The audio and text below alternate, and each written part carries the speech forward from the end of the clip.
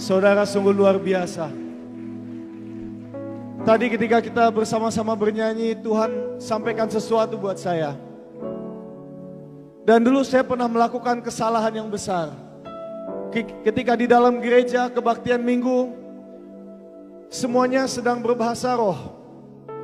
Kemudian Tuhan mengatakan kepada saya dalam hati untuk mengungkapkannya, untuk menerjemahkannya, untuk mengatakan arti daripada apa yang dikatakan, apa yang Tuhan ingin sampaikan.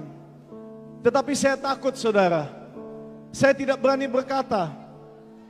Karena saya takut bagaimana kalau ini egoisnya saya aja yang ingin bicara. Supaya kesannya saya mengerti bahasa roh. Dan akhirnya saya ciut dan saya tidak berkata apa-apa. Padahal Tuhan sudah tanamkan kepada saya untuk mengucapkan dalam bahasa Indonesia. Akhirnya nggak lama kemudian ada orang lain dari jemaat kita yang berkata, jangan takut karena saya Tuhan bersamamu. Hal persis yang sama yang Tuhan tanamkan kepada saya, tapi saya tidak berani untuk mengucapkannya. Malam hari ini saya tidak mau melakukan kesalahan yang sama lagi. Tadi Tuhan menanamkan kepada saya untuk berkata, malam hari ini tidak ada yang pulang sakit.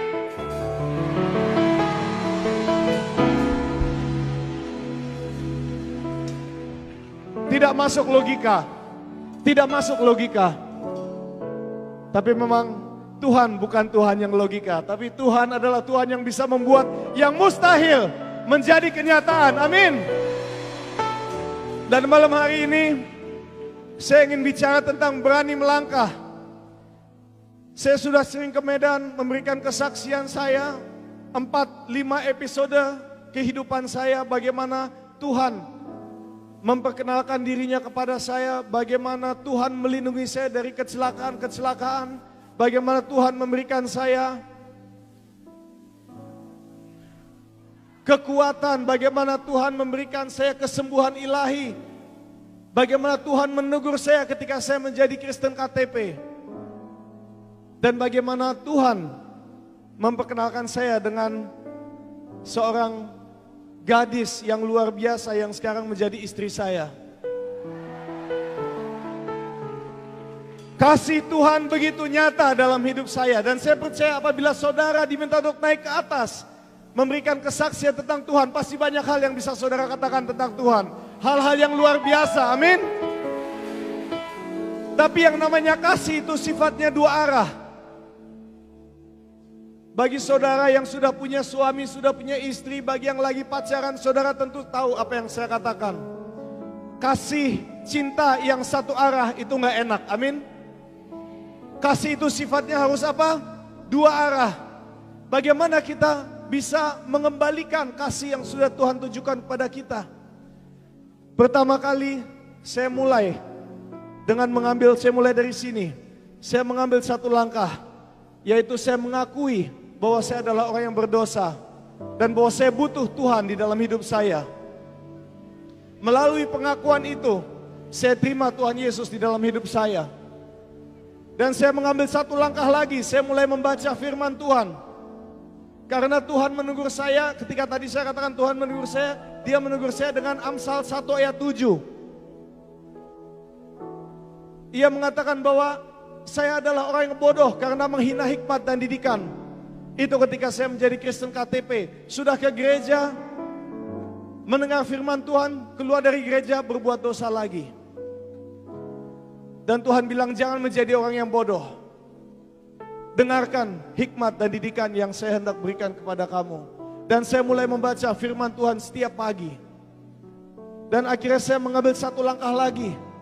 Saya mulai berhenti minum minuman keras dari pergaulan saya yang lama. Saya mengambil satu langkah lagi, saya mulai berhenti memakai narkoba yang saya sempat coba sana coba sini. Dan saya mengambil satu langkah lagi,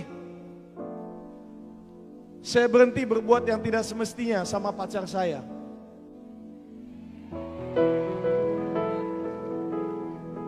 Dan saya mengambil satu langkah lagi, saya mulai menjauhi teman-teman yang tidak mendukung pertumbuhan iman saya.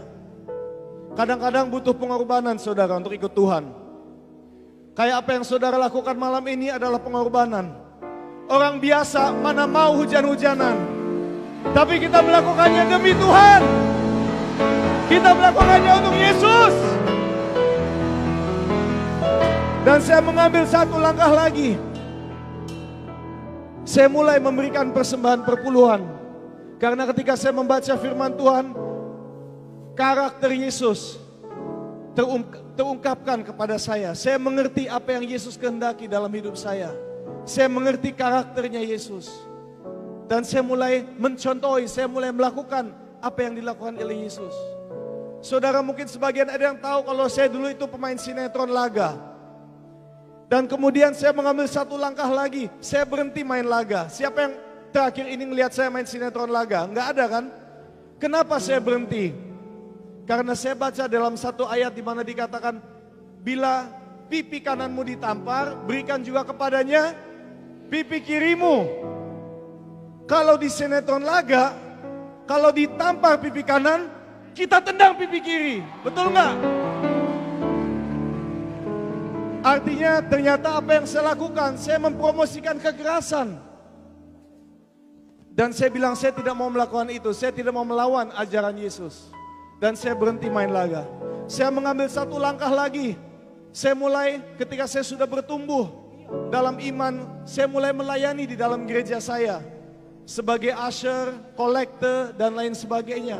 Dan saya mengambil satu langkah lagi. Saya mulai melayani keluar dari gereja saya. Keliling Indonesia, ke luar negeri untuk menyampaikan firman Tuhan melalui kesaksian, menyampaikan kebaikan Tuhan melalui kesaksian-kesaksian saya. Saudara bisa melihat saya ada di atas sini, itulah karena pekerjaan Tuhan. Dan saudara mau tahu, semua itu dimulai dengan satu langkah saja. Ketika saya masih ada di sini, dan saya tadi mulai mengambil langkah pertobatan pertama. Dan tahu-tahu selangkah demi selangkah demi selangkah Tuhan sudah membawa saya ke sini. Dan ketika saya melihat ke belakang, wow! Ternyata Tuhan sudah menuntun saya begitu jauhnya.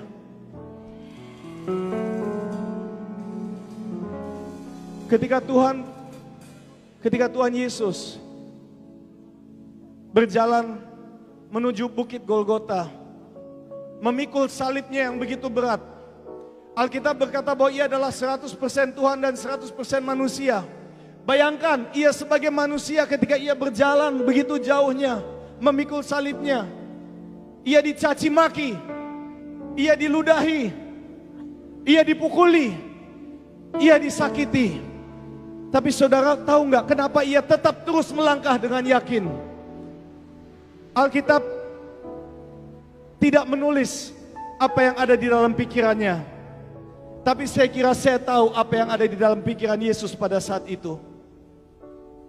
Yang ada di dalam pikirannya dia adalah wajah-wajah saudara. Wajah saya. Kalau bukan karena Yesus, bagaimana lagi kita bisa mendapatkan kemenangan? Bagaimana lagi kita bisa menuju surga kalau bukan karena pengorbanan Yesus di atas kayu salib? Yesus telah menunjukkan kasih-Nya yang begitu luar biasa. Saatnya untuk kita buktikan kasih kita kepada Yesus. Kalau tadi saya datang ke sini mempersiapkan kesaksian ini tentang berani melangkah, saya kira sia-sia.